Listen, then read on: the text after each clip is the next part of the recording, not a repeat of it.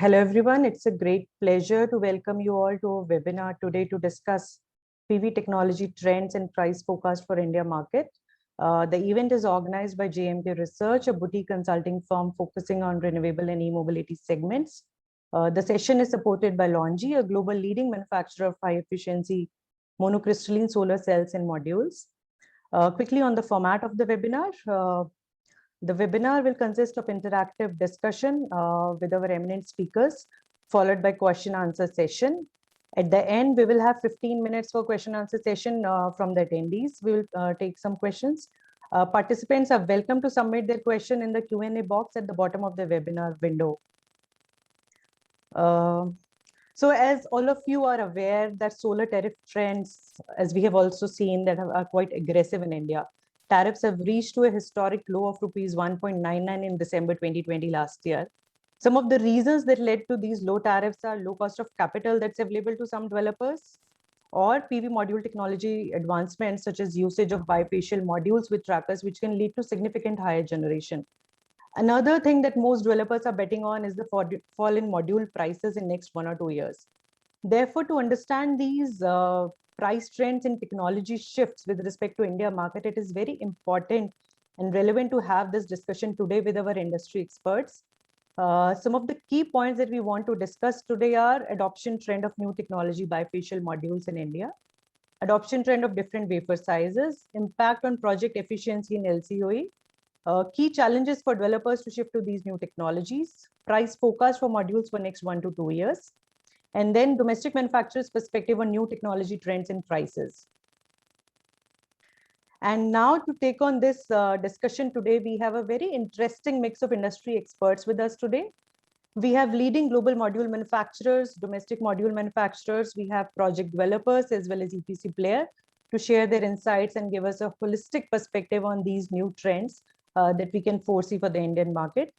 A quick intro of our experts here today. Welcome on board and everybody. We have Ms. Chris Liu from LONGi Solar, Technical Director, APAC region. Mr. Sunil Rathi, Director, Sales and Marketing, Bari Energies. Mr. Natarajan Mani, Head Engineering, Renewables, Tata Power. Ms. Harshita S. Kumar, Business Head, L&T. Mr. Gautam Samanta, Head PV Technology, Juniper Green Energy. And lastly, Mr. Srinidhi Sharma, Manager, NTPC Limited. Thank you all to be part of this discussion today. Without taking much time now, we would like to start with Chris, you first. As a leading module supplier, we believe you understand a lot about the global technology trends. So from you, we would want to know what are some of the key important technology trends that you foresee specific for the India market. And from your perspective, is India, what is the readiness for India market to adopt to these new technology shifts? Over to you, Chris.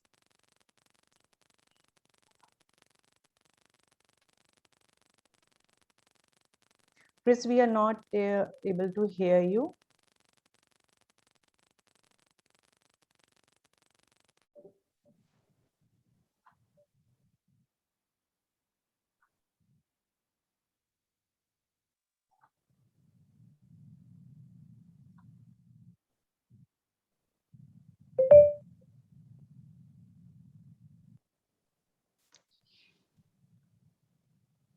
Chris, can you try again?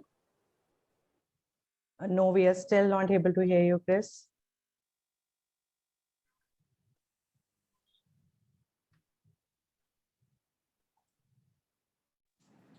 Hello. Yes, now it's fine. Yes. Yes. Oh, okay. Yes. Okay. Yes. Okay. Sorry for the inconvenience. Hello, everyone. This is Chris from LONGi Solar. I'm very happy to be here today to talk about the technology trends. I think in the last 3 years for the whole industry, the whole market was already shift from poly to mono.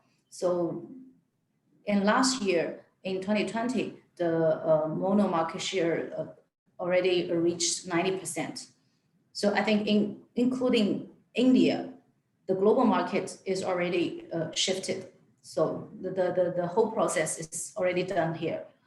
And in India, as I remember, in 2019, the market share of the market share of mono is below 30%. So I didn't get the final result for last year, but I believe it's already over 50%. So I think this part is already done. And another one is for the utility market.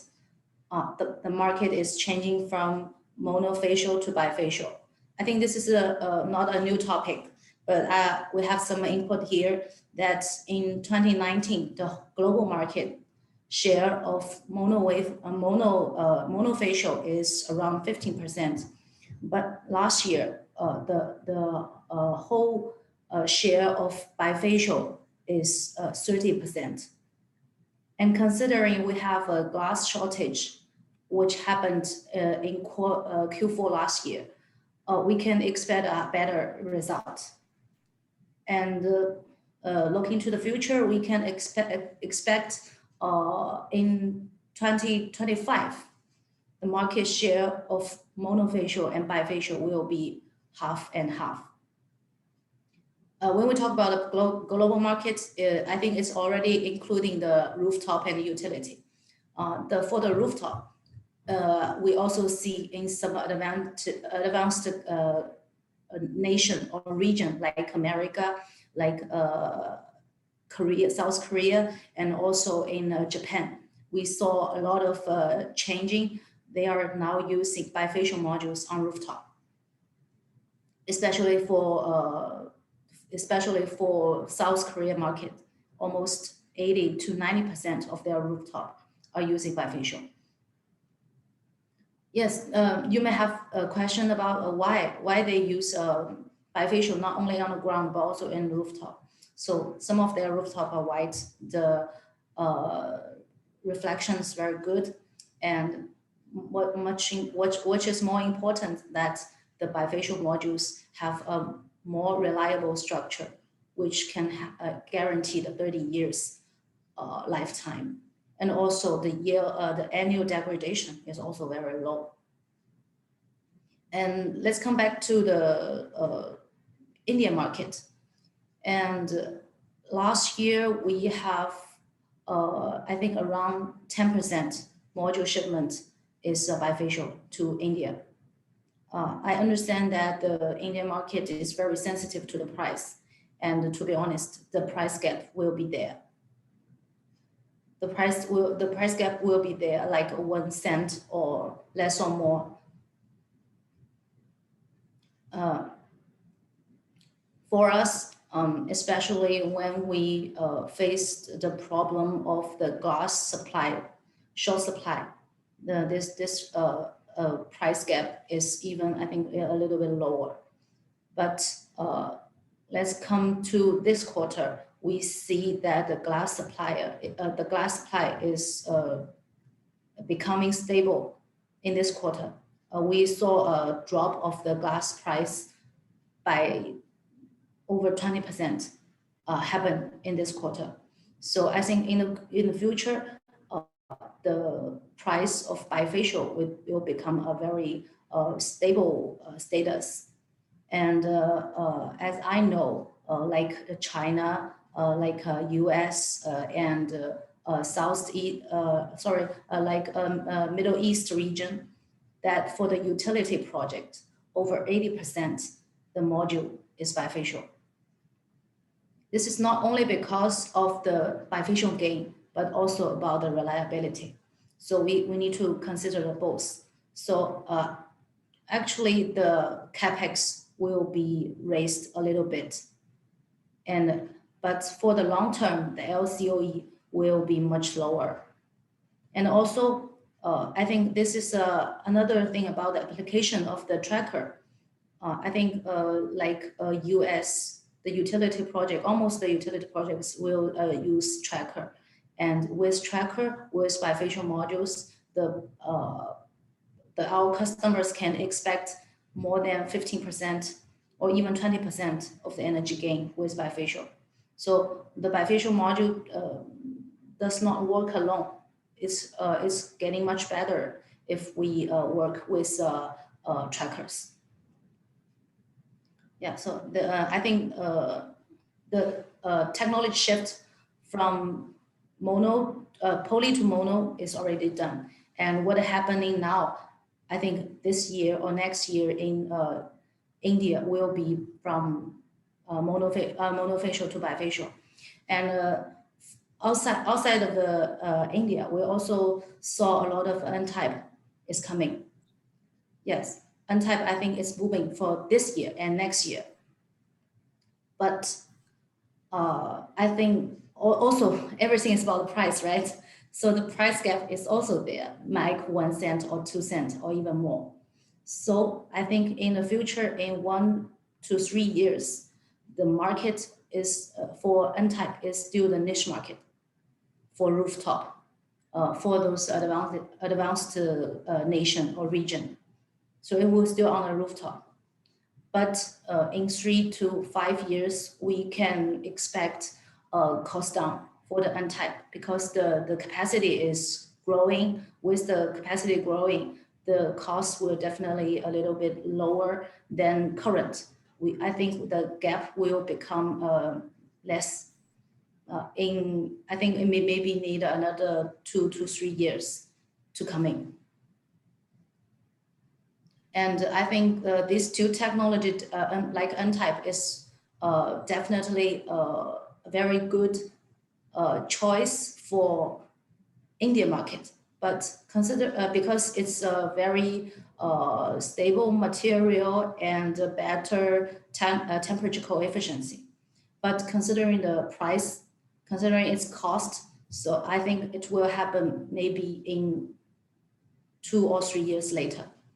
Yeah, that's my opinion on the whole technology trend.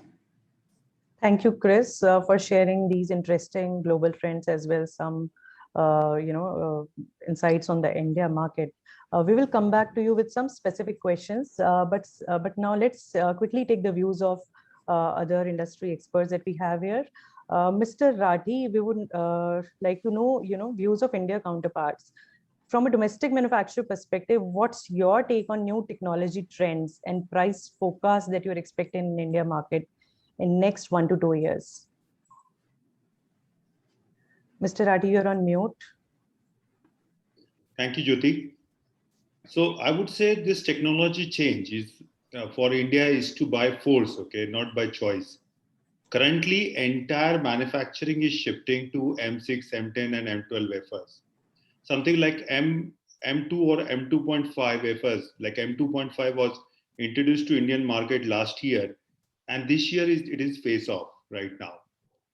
So in my opinion, this entire industry in a country, like manufacturing industry in the country, is now geared up for the new technology.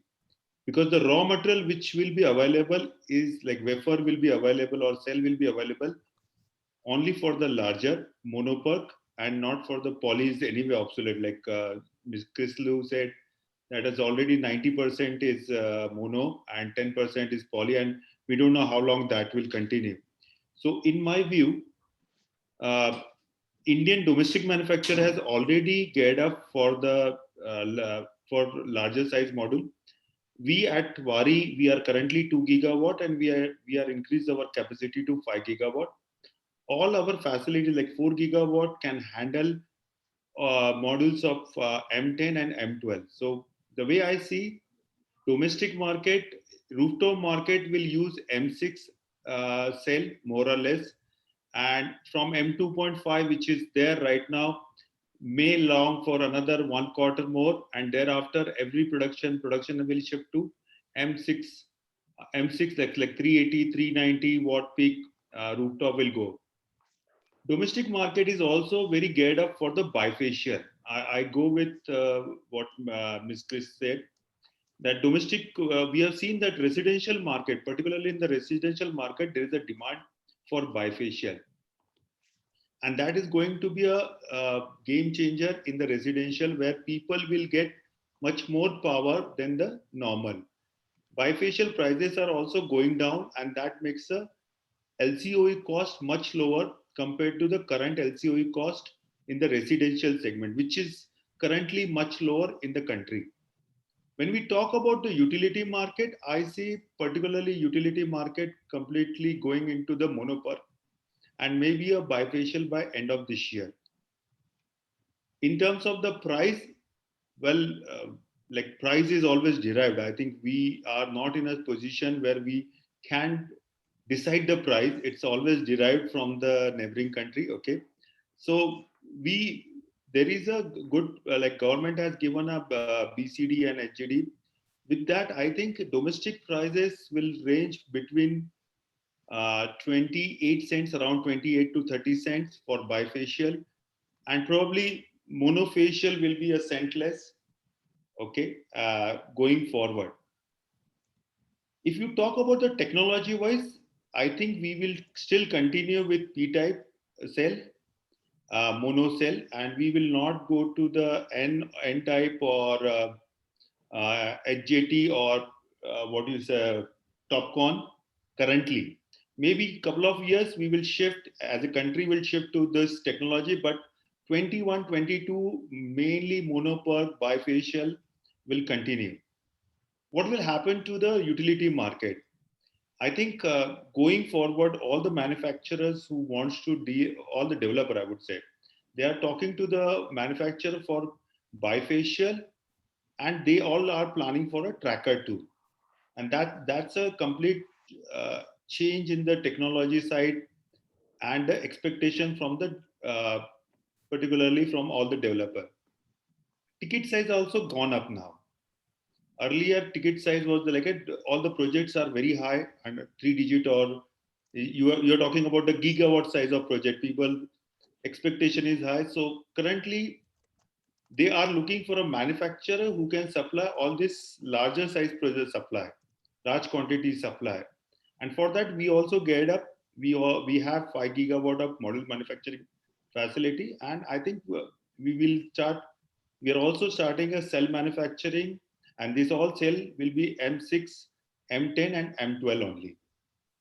That's from my side. I hope I answered your question. Yes, thank you, Mr. Rathi, for the insightful views. I think that's helpful for I think all of us to understand what are the global trends and how India market is moving ahead. Now let's quickly talk to 3 developers we have on board with us today. What's their take? So we will start with you, Mr. Natarajan. What do you think? What's your opinion as a developer? What are the new technology trends that you foresee in next 1 to 2 years in utility scale solar market in India? Do you think that bifacial with trackers will be seen going forward in next 2 years? Do you think that? Over to you, Mr. Natarajan. Yeah, Jyoti, thanks. And thanks to both the speakers. I hope I'm audible. Yeah? Yes. Okay, great. Yeah, it's a good stage set by Chris and Sunil Rathi. Yes, I wear both the hats as developer and also as an EPC provider, right? So yes, it's a welcome change in technology. India has seen moving from poly module at 340, 350 watt to all over a plus 20, 25% that you get in the monoPERC. I'm still talking about a monofacial module where you're talking around 520 to 530 watts. So a sudden 25% increase in wattage would mean a lot in terms of optimizing the balance of system costs and getting a better focus and control on the LCOE. Because as a developer, for us, everything begins with the LCOE and ends with the LCOE, right? And then we have seen the compulsion of the lower and lower record tariffs that is coming up in the marketplace. There are lots of enablers for that. Technology is one. And like you rightly mentioned at the beginning of the talk, that yes, there is a cost of fund and various other factors that would primarily drive to a lower LCOE. So in the context of today's session, where we talk about technology, yes, it's moving towards a monoPERC and ultimately to a bifacial module is a certain boon for the developers and the EPC to realize a lower cost of energy. Added to that, technology, see, when we say technology in solar, there are primarily 3 things, the module, which is the prime generator, the inverter technology is something that we have to follow up very closely. And the module mounting structure is also gaining a little bit of technology now, because it is no more those passive fixed tilt structures. We are looking for certain smart devices, you call it trackers, um, and a few other developments or improvements within the trackers that will enable us to harness maximum energy. So to me, those three buckets, we have to see the modules, the inverters, and the module mounting structures together is helping us to harness the maximum energy. And unfortunately, anywhere in the world, and India also is applicable there is no one cookie cutter solution, right? So we need to really, what are those influencers then? In my view, there are three major influencers for, in spite of having the right technology, we need to see like which one to apply where. Depending on, let's say, three key influencers, I say, one is the site, and the second thing is your tariff and timing of execution. And the third thing is what would be the landed cost of the critical items in place. So I'll just give a little brief about some of these influencers. So when we say site, obviously I'm keen looking at location. So many people think, okay, bifacial, so we will have a SAT bifacial and you get more energy and LCOE would come down. But if you really analyze, the single axis tracker makes sense only in certain parts in our country. Let's say I'll put India context first. So probably mostly in the southern region where your latitudes are less, you get a lot of gain from a horizontal to a the tracker part, because otherwise just having a fixed tilt will give you only 3 to 4% gain, whereas having a tracker can give you 17 to 19% gain over a fixed tilt system. But if I move up, let's say in Rajasthan, where uh, arguably 75 to 80% of the projects are happening, by doing nothing, having a fixed tilt system, I'm able to gain 8 to 9% of energy, right, from a horizontal to an incline. And to top it up with a tracker, I may get probably a 10% more. So it's a very fine balance between what do you do with the bifacial technology, right? So there are two issues that we see with the bifacial technology, which as India we need to master it, is what is the predictability in terms of the albedo and the control that we can get, so that you can predict a certain gain that is coming from the rear side of the module. Assuming that, yes, you have gained that and you've got about 6 to 8% additional energy coming from the rear side. Now, what is the additional cost that you're going to put in into the capex or into your running cost to ensure that this gain sustains and it gives you a better IRR, right? So moment we say bifacial today, the mono technology itself, it is still in the process of settling. We heard Chris say that, yes, the world is moving towards a certain wafer size and standardizing it. Moment we say poly, every module is of a typical similar rectangle.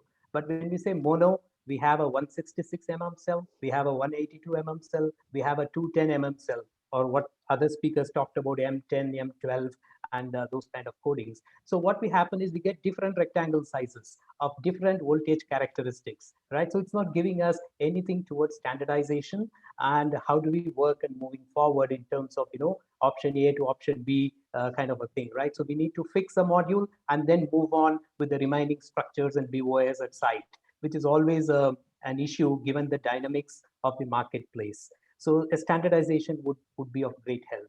So in terms of trackers, I already told you. So it is not a cookie cutter just saying bifacial means we go with SAT and do it. In some cases, we have seen that going with a monofacial and fixed tilt may give me a better operating cost and an LCOE compared to putting a tracker and bifacial. The reasons for that, the location was one.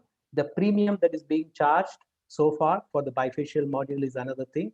So over a period of time, we believe that this premium will slowly decline. Like we hear the glass cost is coming down and the whole supply chain and demand pattern is moving towards one type of module. Then I'm sure, the premium or pricing game of the monofacial to the bifacial would slowly diminish and the gap would reduce, encouraging more use of bifacial. So that was the second part. And specific to India, we need to have a clear focus on the tariff and the timing part of it. So we have a certain duty-free window, we have a certain the BCD structure, so within which we need to strategize and see ultimately which technology will take us to that last mile of realizing the lower tariff, right?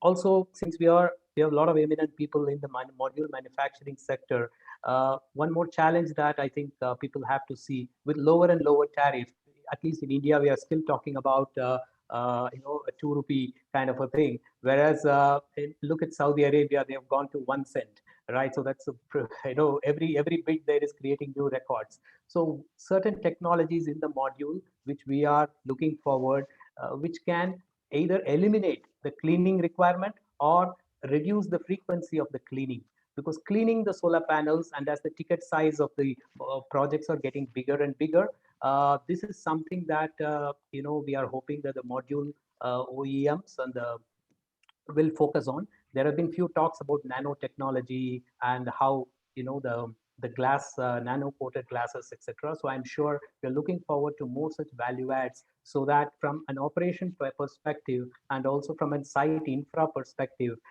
we can get rid of the water for cleaning for sure, with the scarcity of water, and definitely robos are not cheap anymore, right? So when you look at a tariff of 2 rupees and the energy gain of 1% that you get by using a robo, so the question is, do you really need it or not? Can we move into certain simpler solutions for cleaning? So this is another challenge as a developer that we look at. Yep, so I touched upon bifacial, I touched upon a selective use of trackers, and maybe certain importance towards site selection and choosing the right technology as per the site. So unfortunately, yes, it's not a copy-paste solution. What works in one part of the world is not going to be working everywhere else. And even within India, what works in South is not going to work in Rajasthan, and certainly not in Gujarat, with the complete challenge that we have on the soil, liquefactions and marshy soils and stuff like that. So unless you have a more comprehensive solution, for me, technology is not just those 3 buckets of module, inverters, and MMS. The very underplayed civil engineering is also becoming a more compelling technology now, to see that we don't leave any stones unturned in this whole process of the capex and the opex cost, because ultimately that's where we would see certain drastic improvements in the coming years. I would see a lot more mechanization happening at site, certain different technologies coming in the civil part of it, particularly to reduce the labor and expedite the work, make it much faster. India is still in a bandwidth of doing projects typically in a 6 to 8 months time frame, a 200, 300 megawatt project. So that's not going to help us going forward because of the pandemic scenario, getting labor, and other sets of issues. So we need to compress this schedule to maybe 3 months or half of it, right? So there has to be technology which would come in beyond the 3 major ones, the module, inverters, and the structures that I talked about, to make it as a complete game changer. I can keep talking on this, but then in the paucity of time, I would stop here and allow other people their valued time. Yeah. Thank you, Mr. Natarajan. Those are very relevant issues that are being pointed out. We hope to get some answers from the module OEMs who are there on the panel during the later half of the discussion. But let's now quickly talk to you, Mr. Srinidhi. So we have seen that NTPC, the biggest PSU in the country, is also been quite aggressive in some of the recent tenders. So what are your views on the technology perspective, Mr. Srinidhi? Do you think NTPC is exploring this option? And if yes, what are your views on this? And what could be the potential issues and challenges that you foresee in this adoption? Thank you, Jyoti. So good afternoon, everybody. I welcome all the speakers and participants. I'm Srinidhi Sharma from NTPC, and I'm presently working as a manager in the renewables department. I'm looking after the modules and energy estimation. Now, coming to your point, Jyoti, NTPC has the complete bouquet. We have the CPSU DCR projects, which have the 330, 350 normal poly range. And we also have the floating projects on the other extreme end, where we have the high-end bifacial, 210, 1/3 cut modules. So NTPC is the evaluation criteria for NTPC to choose its EPC players is primarily on the optimized crore per million unit. That is for capex for 1 million unit. How much capex am I incurring? So that is the primary objective which NTPC has for evaluating our EPCs and doing the reverse auction based on that. So it is primarily the decision of the various EPCs. As Mr. Natarajan was saying, it's not a cookie cutter solution. Some people might still today are offering us a 340, 350 watt peak of panels of poly modules, and are competitive with the 540s of let's say 182 or 210 modules. So NTPC is right now has enabled all the technologies which are there. We are not saying that you cannot give us a poly, you cannot give us a mono. The market is open for you to offer us anything, but the more important point is what is the GHI of that location, right? Whether it's a floating project, whether it's a ground mounted project. Well, if it's a floating project, then the cost of anchoring and mooring is still more, the cost of BS is more. So it makes more sense to go for a little high efficient and high costly module, rather than, let's say, in Rajasthan, where you can, relatively the cheap land is available to you. So you might not go with a completely 540 watt peak high efficiency monoperk solution. So it's not that for every location you have a similar kind of a scenario. So let's say in Gujarat, where we NTPC might be coming up with a huge ultra mega renewable power project in Rann of Kutch. So we are actively evaluating the possibility of whether we can go for a bifacial or not, because of the strategic location there. And we'd have to, the MMS, the module mounting structure has to be designed in a way that the height will be a little more because of the water retention issues and the marshy land issues. So for a bifacial, you already need a structure which is a little, the height is more for the columns of the module mounting structure. It's not a 0.5 meter, but you have to increase it to, let's say, 1 meter or 1.25 meter, which would have to eventually do it in, we might have to do it in, let's say, Rann of Kutch. So bifacial might make a little more sense in that location. Now, the next point is, for the bifacial or the high voltage modules, is the albedo management. So you assume an albedo while running the PV assist or doing the energy estimation analysis, but would you be in reality getting that albedo throughout the life of the project? Or you'll have to do the vegetation management and look after whether you get that albedo, so that you can quantify exactly what will be the backside gain from the modules. And one more important point which I would want to raise is the integration of the modules with the BOS. Because if it's a bifacial technology, you need the backside of the MMS to be completely, there should not be any obstruction. So the radiation which is falling on the back of the module, whether it's a diffused or some scattered radiation which is falling on the backside of the module, you have to maximize that. So there are plenty of issues in deciding whether we'll go for a poly or mono. But coming from an NTPC point of view, we have enabled our EPC players to offer us a string technology, a central technology, or a monoperk bifacial half cut, or a poly bifacial, or a poly monofacial. But to just bring to to the discussion, one more valid point is, what is happening is, if we are increasing from, let's say, a 425 watt peak to, let's say, we are going to a 525 watt peak, we are just increasing the size of the wafer. If you see the energy density, let's say the watt per meter square, it's still in the range of 210 to 214 watt per meter square.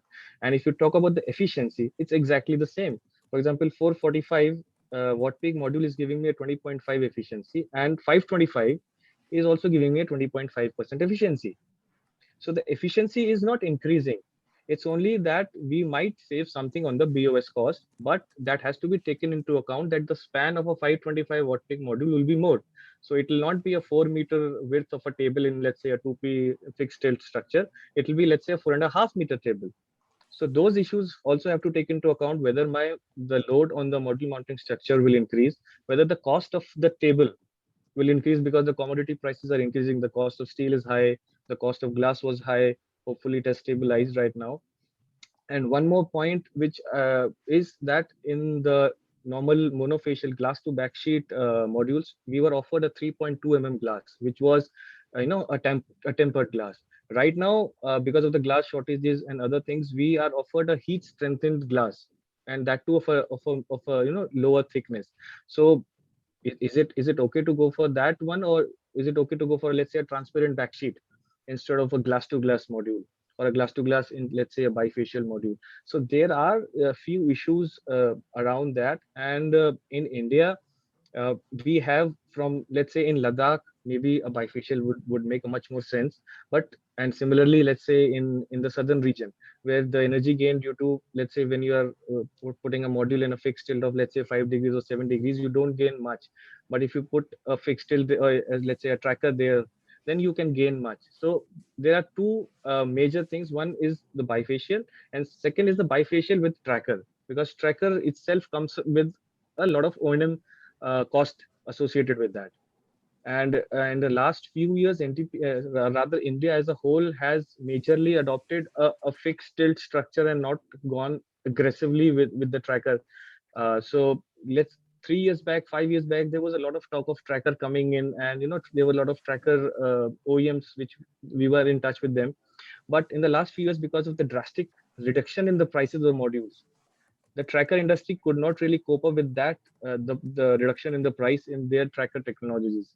But in this year, let's say if we talk of 2021, because of the high commodity pricing and other issues, the prices of modules are still a little on the higher side. So it'll be a little difficult to go ahead with that, and EPCs and other players will have to kind of strategize as to where the timing lies, wherein we'll have to procure which type of modules and when do we have to procure them.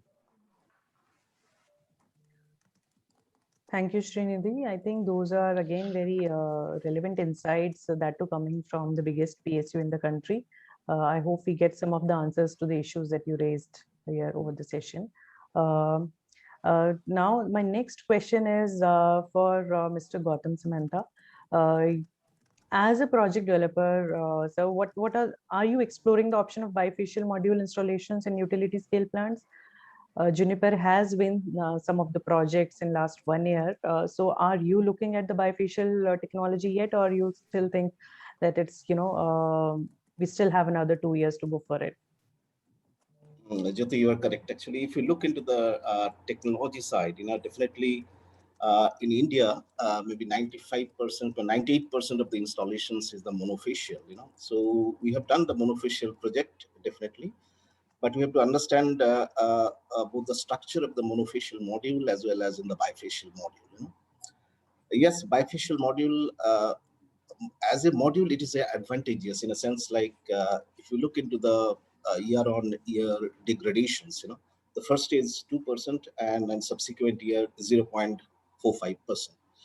So at the end of 25 years, so our net power, that means we get something like 87% of the whole power from the modules. But in case of a monofacial, yes, there is a little more degradation, 0.55%. So something like we get around 85% power at the end of the 25. So if you put all these numbers in the Excel sheet, and particularly in the bifacial modules, there are different combinations, like whether you go for a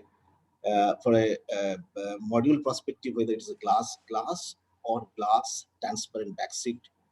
So if you go for a glass, it is advantageous. If you go for a glass and transparent backseat, the weight is less, but the other concern is that, like the normal, opaque backseat, transparent backseat has also moisture engraving, So therefore, for a long term, so there will be a risk for a transparent bifacial modules. But glass bifacial modules is advantageous, but you have to see that the weight compared to the conventional 530 550 monofacial module is something like 27.5 kilo. If the same wattage of 550 watt modules, so the weight is something like 33, 34 up to 35 kilo. So one is by static load in the structures, so there is, you have to be have to be taken care on the structure side, number one. Number two is on the wind tunnel, particularly on the dynamic load conditions in case of a high wind speed. So we have to be very careful on that particular side. If it is a fixed tilt, but obviously if we go for a tracker, the single axis tracker. So tracker itself, is another 8 to 10% of your the capex cost high. If you look into the LCOE, LCOE means the capex cost plus OPEX cost divided by the generations. What Mr. Natarajan has clearly told very rightly, that you can put a tracker, but you have to be very careful that how much generations you are getting. It should be location specific. It's not like that you put your tracker that you get the maximum generations through your albedo. You have to understand the total optics on the rear side, how you can reduce the mismatch, as well as the how you can get the gain. So if you look into the module, so not only the module, the next thing is that inverter, whether it is a string inverter or the central inverter. So there is a debate, but we had witnessed that the string inverter is giving a better performance on that. So on the structure side, definitely, single axis trackers is preferable, but you have to be ensure at least through your pilot project that you get the best generation. As far as the Rajasthan and Madhya Pradesh or South is concerned, its tracker is better. But if you go for a northern side and the western side, it may not be feasible with the kind of the cost. So you have to be a little bit careful on this side before going to the investment. So what I want to say that India, we are not following the technology what is the China as well as the globally adapting today. We are doing tomorrow. That means we know what is the pros and cons, how it has to be adapted, and there should, as you know, this is also very, very low tariff market. So we have to be very careful, doing our pilot project as well as, the big projects in the utility scale, should not be in a loss today,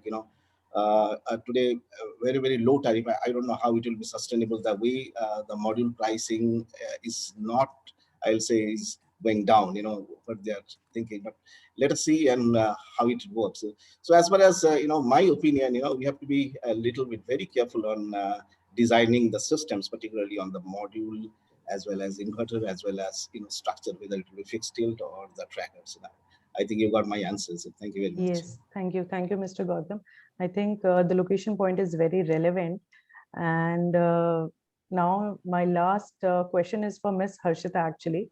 So L&T being the biggest EPC contractor in India, Harshita, and we know that L&T has put up some plants in Middle East on the same technology, bifacial with trackers.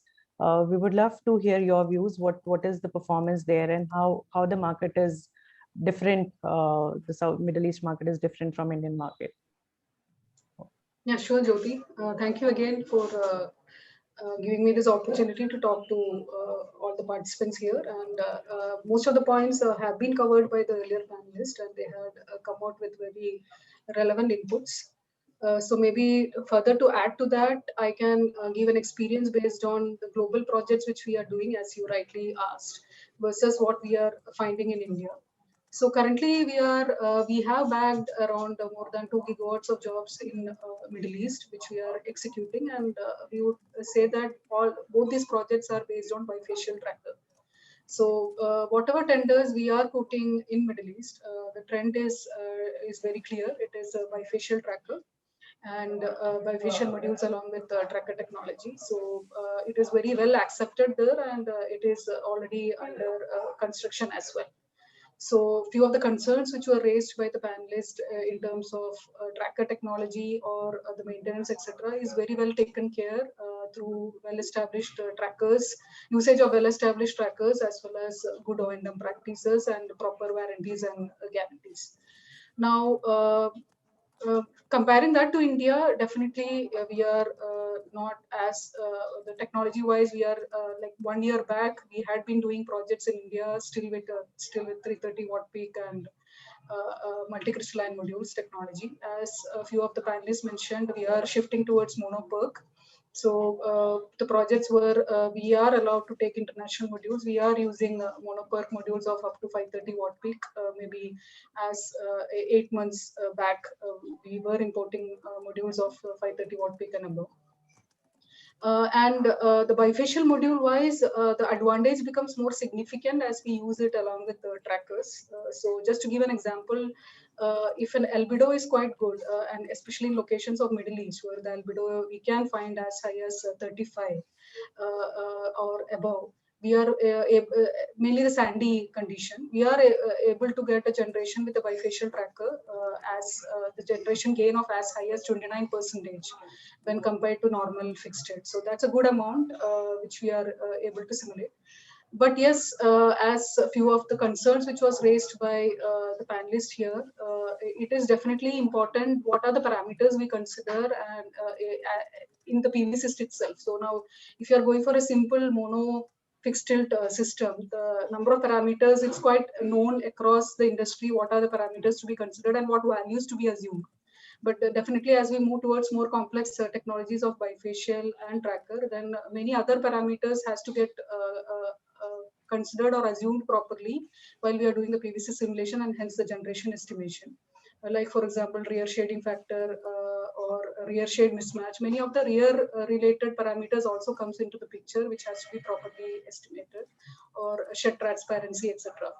So we had internally developed many tools by which we are estimating these parameters properly with the support of definitely the vendors as well, and hence able to properly estimate the generation gain which is possible by using bifacial as well as tracker.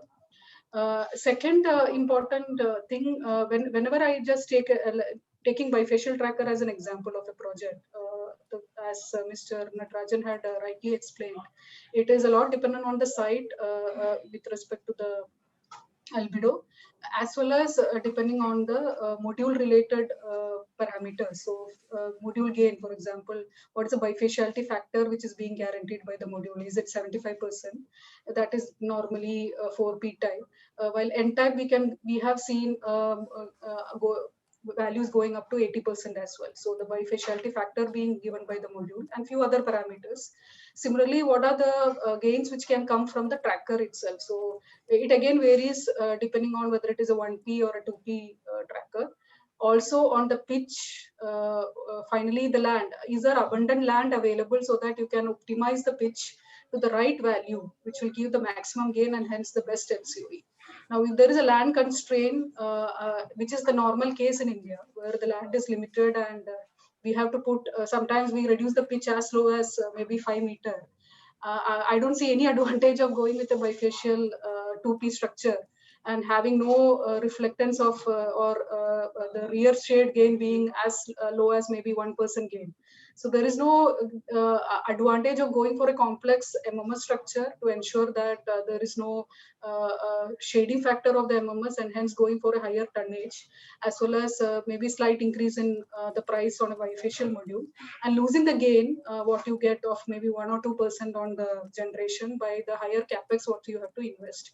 So definitely it is has to be looked that whether enough land is available so that you can optimize the pitch.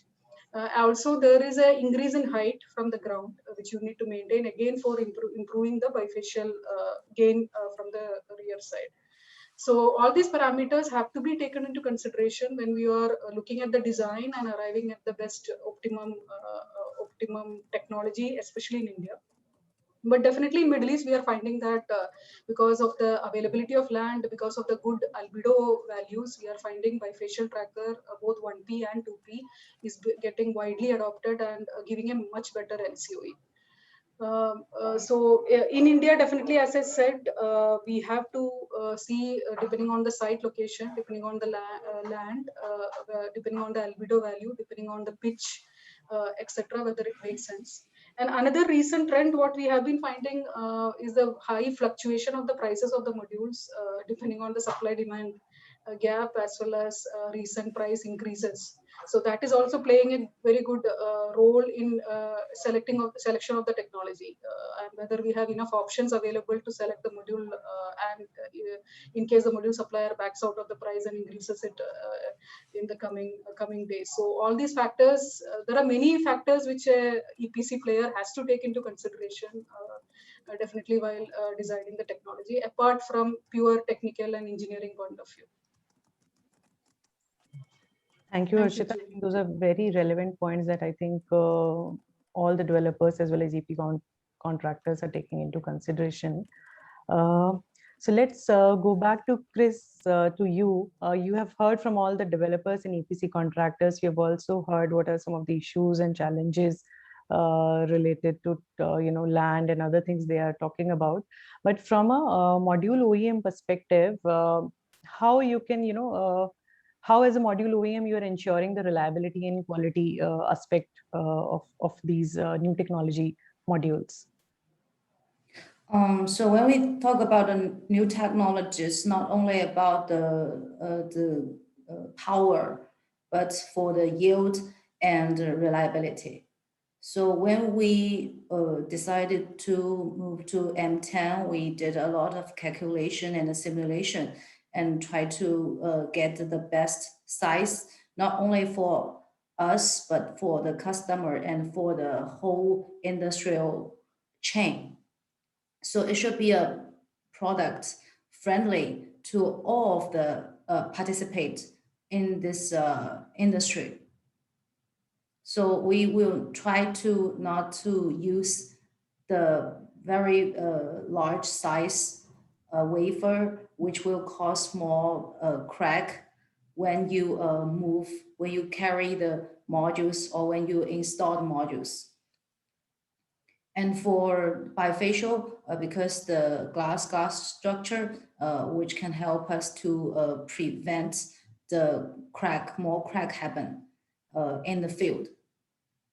Yeah, so, and for the reliability from the material, I think the material we select from our suppliers. We are very, we have a very high criteria to select our suppliers. It's about we need a steady supply. We need to secure the supply. You know, when the glass shortage happened last year, because we have a very good finance situation, we can sign long-term contracts with the best suppliers of glass.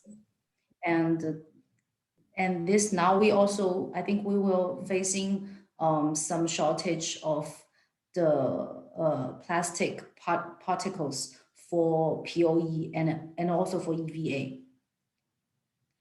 And I think we have a very critical criteria for selecting the materials, and we have our own reliability test not to evaluate before we introduce the material, but during when we use it, we will have like a weekly or monthly reliability test for different suppliers.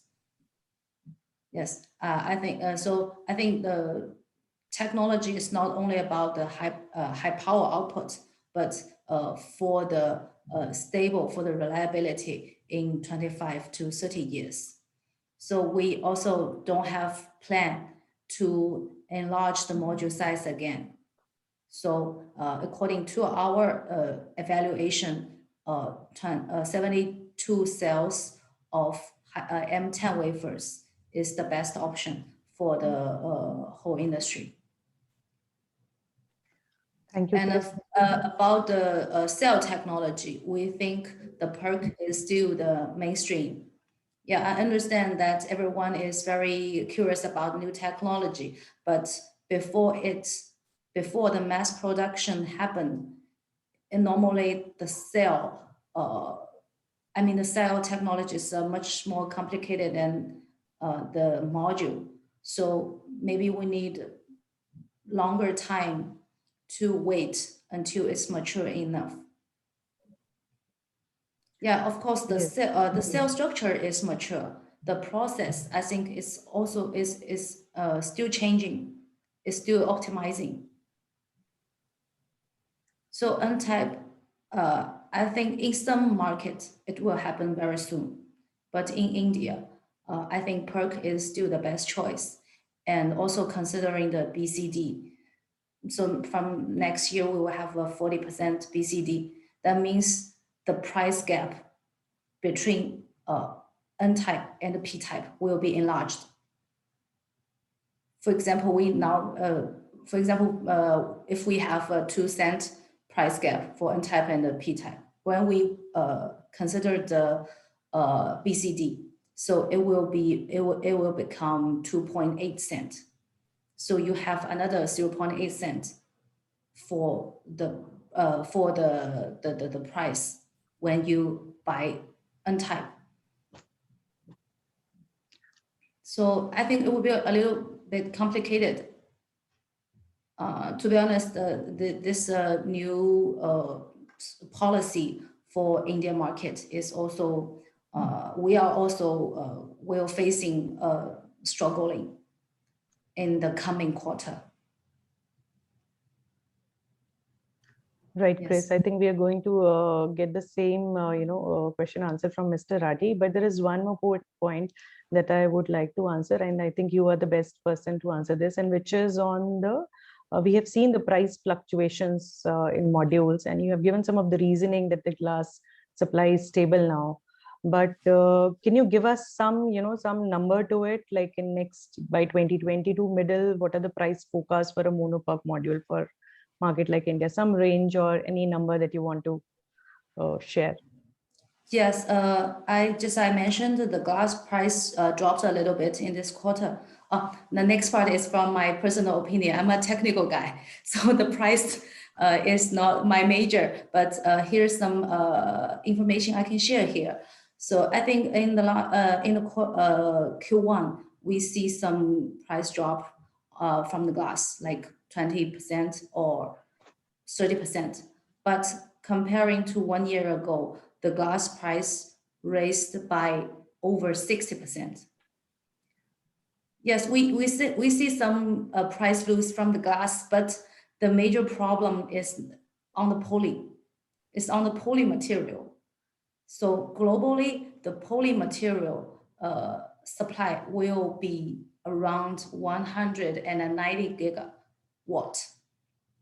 And during the production, we might lose like a curve loss. When you cut the wafer, you might lose 5%.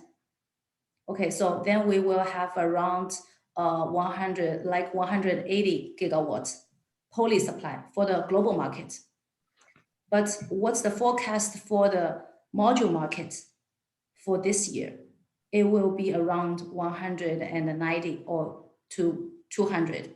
And this data is forecast before the BCD policy is issued.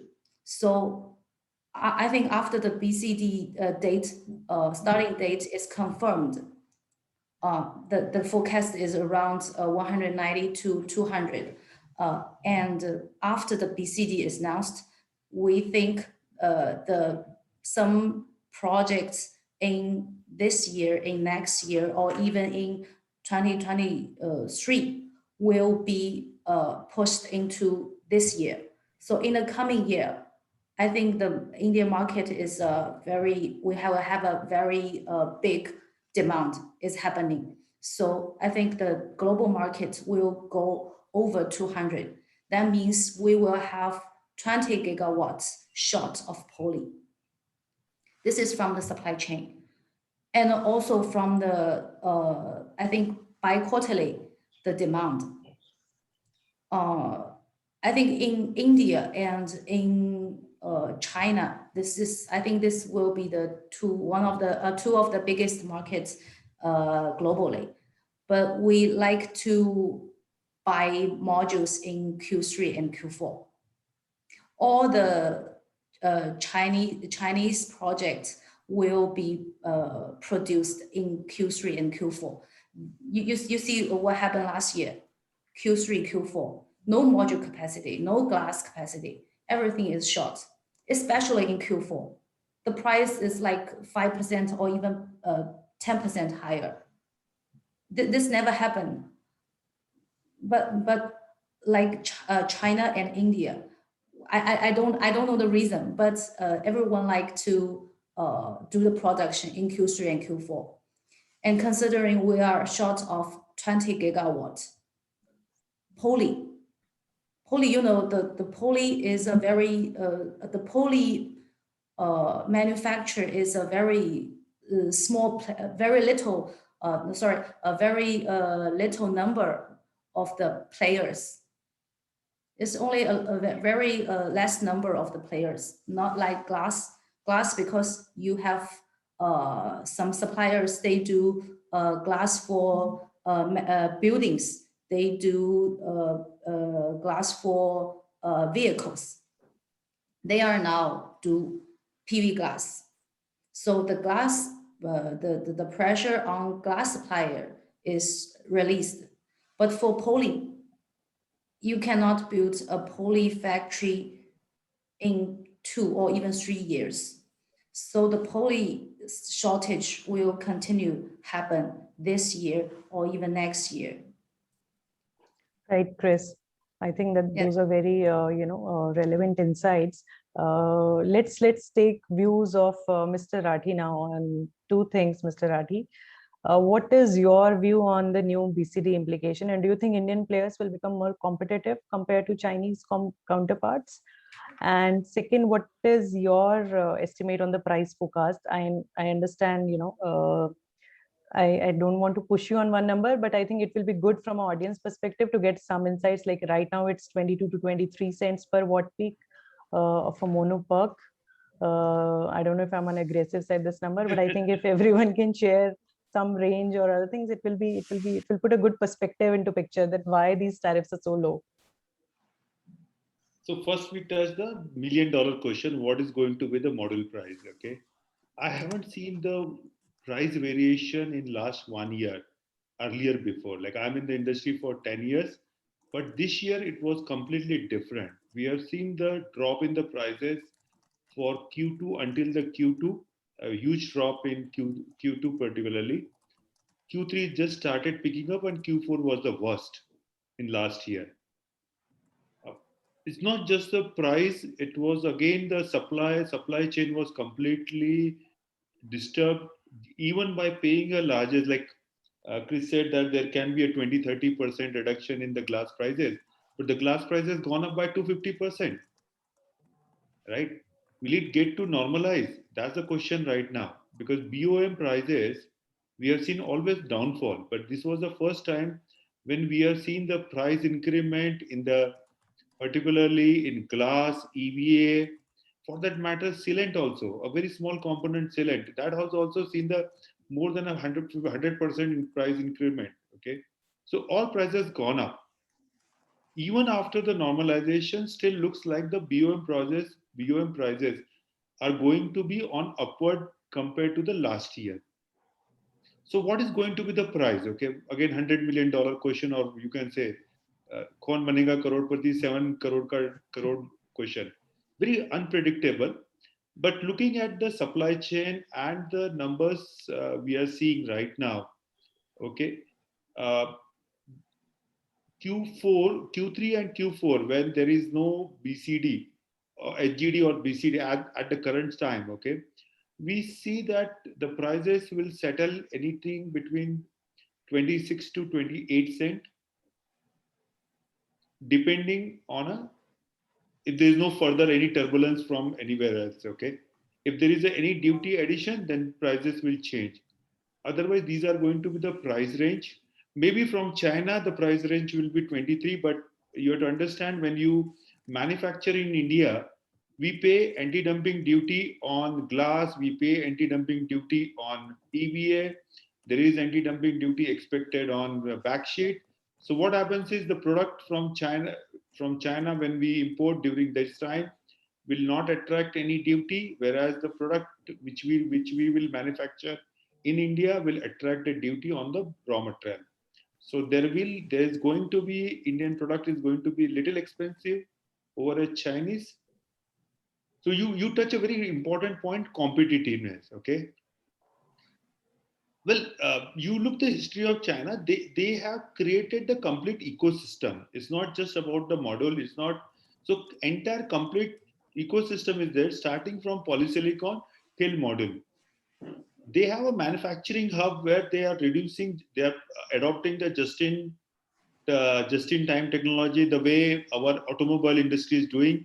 Everything is available in the very close 10 kilometer, 20 kilometer vicinity, and that gives the cost competitiveness. Currently, we have 16 gigawatt manufacturing capacity in country for module and close to 3 gigawatt for the cell. We are increasing, and a lot of interest is given the way government has introduced BCD on glass, ADD on glass and EVA. That also indicates that complete ecosystem we need to create within the country. And until that is created, you cannot be competitive than China. Having said that, Okay, still we have been able to meet the prices. We compete with our kind of competitor, Chinese competitor in the international market like US and other places, where there is some barrier for the product from China, right? Again, there is one more point you asked me, what is going to happen after the post BCD, right? I think for an energy security perspective, considering the country's energy security perspective and the like cheap power cannot be the objective of any country. Okay, country would like to start a manufacturing and create more employment, create the energy security within the country. In view of that, definitely this 40% will encourage many of our neighboring country manufacturer to come establish manufacturing within the country. Okay, and that also creates an ecosystem within the country. We have 25% BCD on cell and 40% on module, and thereafter we can see wafer, and further it will increase.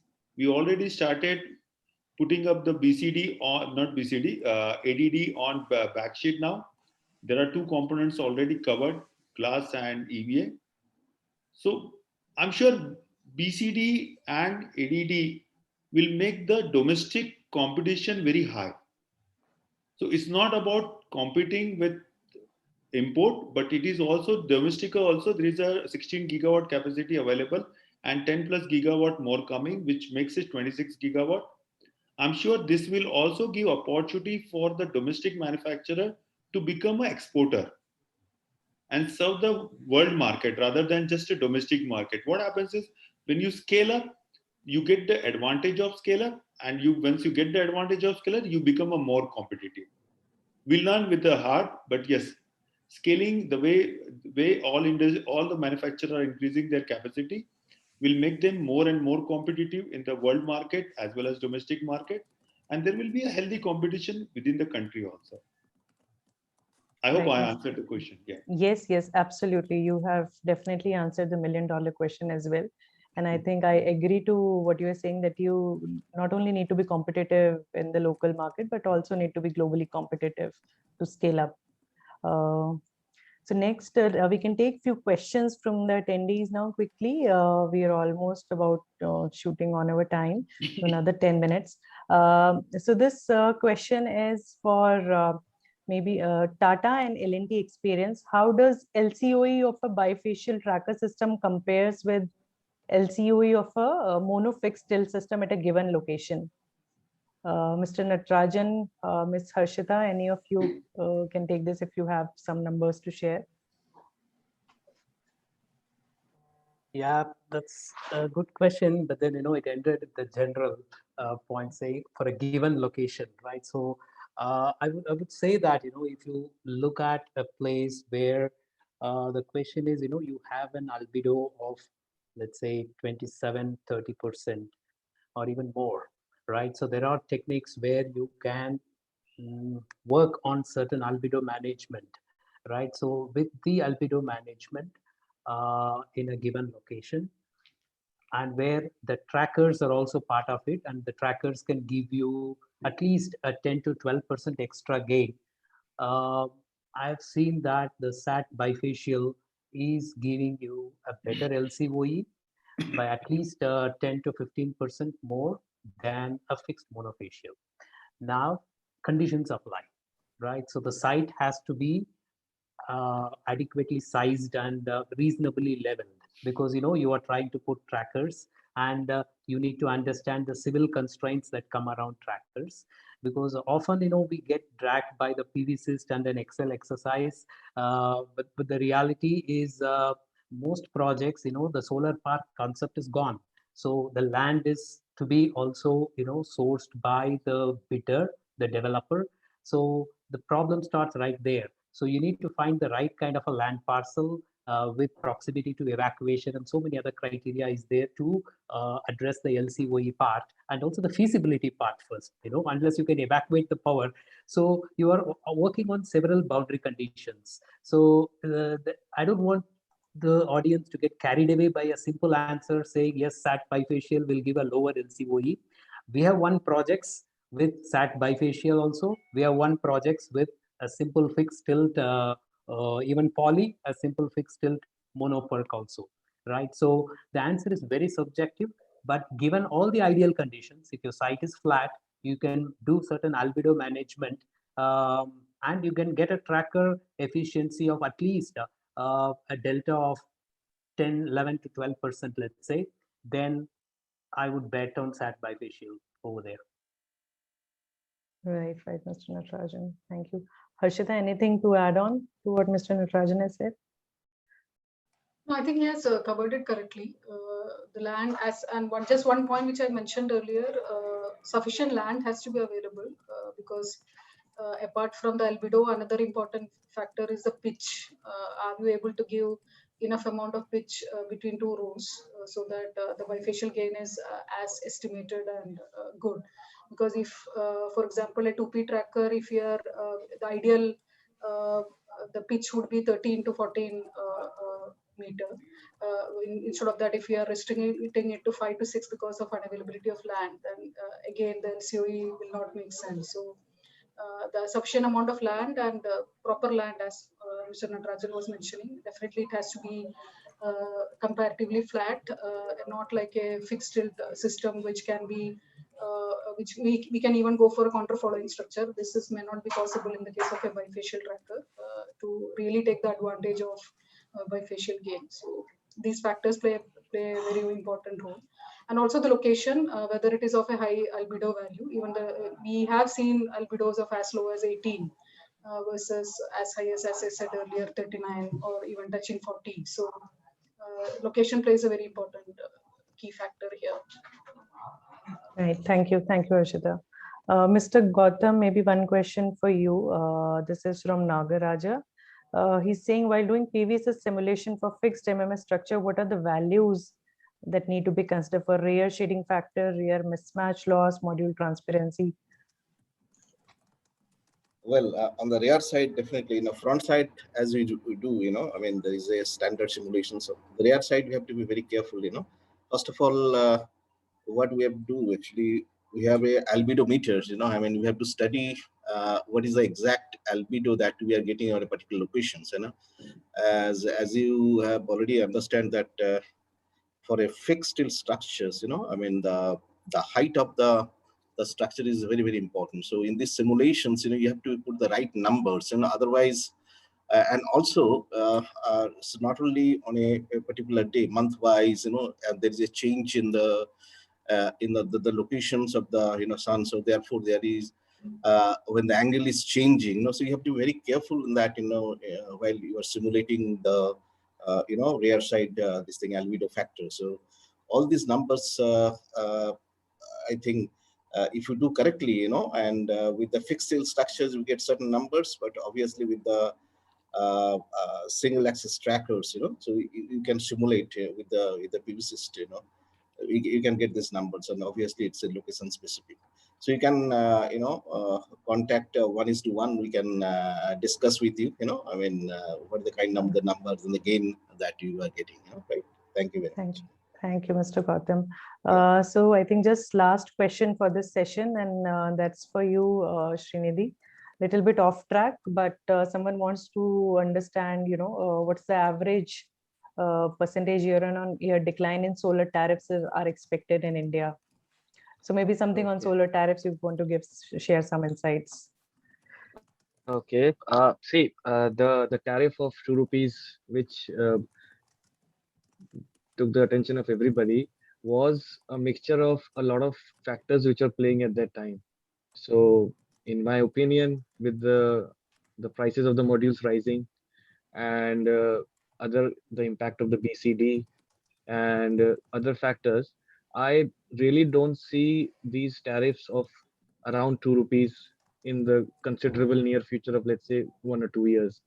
So I feel the recent tariff of 220, which was the recent GUVNL bid, I feel the tariffs would be in that range and maybe a little higher depending on what are the conditions of the bid. For a SECI bid, the tariffs might be a little different. So that 2 rupees bid we might not see that for some time, but I might be proven wrong, because the module prices have been volatile in the last few quarters, and we don't see them getting too low in the next 2 to 3 quarters. And after that, from March onwards, we have the BCD, which will play a big impact.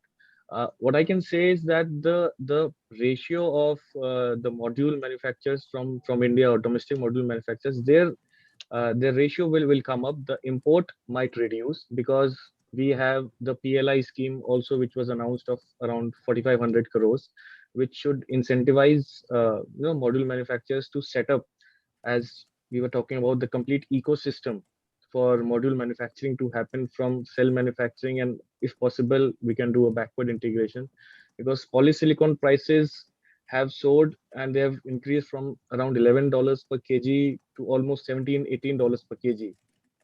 So it's a complete demand supply mismatch which is there in the market, and this prices will have to be absorbed somewhere.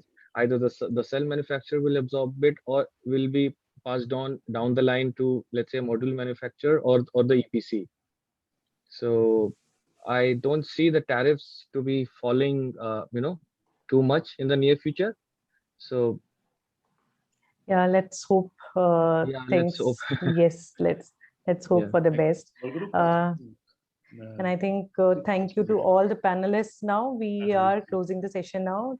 Thank you for sharing such wonderful, enriching insights. Special thanks to Longi for supporting us and sponsoring in this webinar.